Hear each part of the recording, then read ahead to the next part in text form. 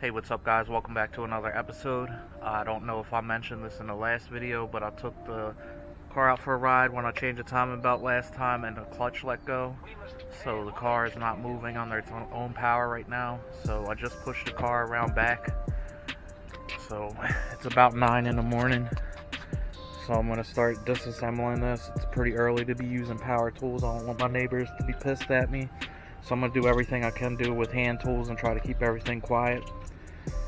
So first thing I'm going to do is disconnect the battery, take the intake out, remove the starter, and probably pull off the slave cylinder. I'm just going to unconnect it from the transmission and this bracket right here.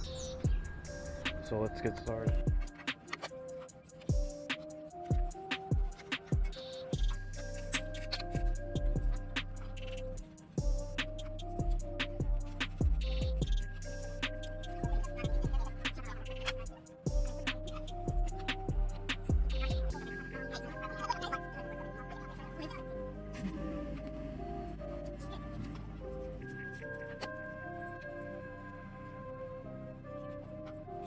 Alright, so I got a bunch of stuff taken off already. I got the front mount with the transmission. I'm probably not reusing this.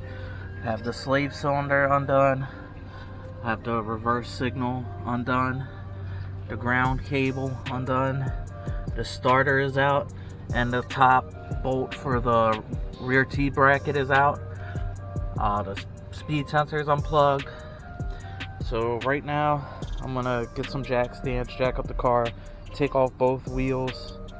I'm probably going to take off the T bracket, undo the shift linkage, and then I'll drain the transmission fluid and then pull the axles. So down here, I already removed the shift linkage. For mine it's only 1 pin, but if you have the normal shift linkage, you'll have another 12 bolt here. Removed the inspection plate. And there was a bracket up here. I removed that. Got the transmission bolts out, most of them. There's definitely one still in there at the top. So right now, I'm gonna remove this mount all the way because I'm not gonna keep this because I don't think I need it with solid mounts. Plus it's all ripped up. I'm also gonna take out this washer fluid bottle because I'm not gonna need this anymore because I don't drive the car every day. And then we'll move on to draining the fluid. Oh, and I also got the intermediate shaft loosened up. So once I drain the fluid, I'm going to pull the axles out and then get ready to drop the trans. Alright, so the transmission's out. You can tell the clutch is really furred because there's all this clutch friction material in here all over the place. I'm not exactly sure what happened, but I guess we'll find out. Once we pull this clutch disc off, which is right here. The car was driving perfectly fine, and I'm not 100% sure what happened. But anyway, we're going to be replacing it with this B16 transmission I picked up. I pray that this thing works, because I already see right here one of the 19s that go into the T bracket's messed up. But I don't think that's going to be a big deal because you'll still have another 19 here and the bolt that goes through the transmission into that, and then the one that goes to the subframe. So I'm going to get this whole clutch off and put the new one on. So this would explain why the car wouldn't move on its own power. There's no friction material left whatsoever. A little bit on the back. But flywheel has some hot spots in it, but it looks okay, I guess. Bunch of the rivets let go on the disc, but I expected this. This was the clutch that was on the car when I bought it, so I have no clue what it is or how long it's been in the car. So now I'll just have to get the flywheel off and I'll show you what I'm replacing it with. I picked up this competition clutch. This is an OEM replacement. The car doesn't make that much power, so this should hold up fine.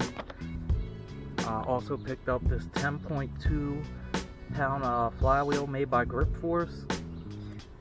I know it's not the greatest brand, but I've had good luck with this in the past on my other hatch. so I decided to use it again. So right now I'm just going to install the bearing, which is right here. Just flip it over. I'm going to find out whatever size socket the outer race is and just tap it in. And I'm going to clean the friction material with some brake clean. Install that. Clean the friction side of this with the brake clean also, and then get that on. So here's the transmission I picked up. It's supposed to be a EM1 B16 trans. The VIN plate does indicate it came from an EM1. But anyway, I picked up these Speed Factory detent springs. I'm going to put these in. So on the bottom of the transmission, you have this bolt here, this bolt here. When I undo these, take them out, there's a spring and a BB inside. So make sure you put them back in how they came out. So I haven't filmed anything in a little bit. The clutch is on, the transmission's on, both mounts are on. Still have to do the slave cylinder, axles, and tighten up a couple things underneath.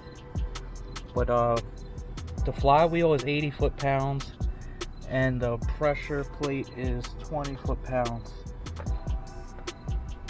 I have the shift linkage on the transmission. It seems to be shifting through the gears pretty good, but I guess I'll find out soon as I get done. So right now I'm gonna work on getting the axles in, tighten up the last couple bolts underneath that I have to do. I'm also going to hook up that speed sensor and then fill it with fluid, and that should be done. So everything's back together. Car moves under its own power. The clutch pedal feels pretty soft. I didn't bleed this at all. I just took off the bolts and hung it to the side. So I'm just going to get a new clutch master and slave cylinder, and I'm probably just going to delete the factory line and go with one of the stainless steel lines. That way I don't have the rubber piece down here, and hopefully when that stuff comes in, the clutch will feel much better. But the car moves under its own power. I drove it down the alley a little bit in reverse and drove it back. Transmission doesn't seem to grind. But putting the clutch and flywheel in isn't a hard job. It's just time consuming because you got to remove a lot of stuff. And B-series transmissions aren't really heavy. I was able to lean over the side of the car and just lift it up, line up the spline, and bolt everything back in. So if you guys got any questions on clutch install or want to know where I got the clutch and flywheel from, because I only ended up paying $200 for the flywheel and the clutch. So until next time, like, comment, subscribe, and I'll catch you guys in the next one.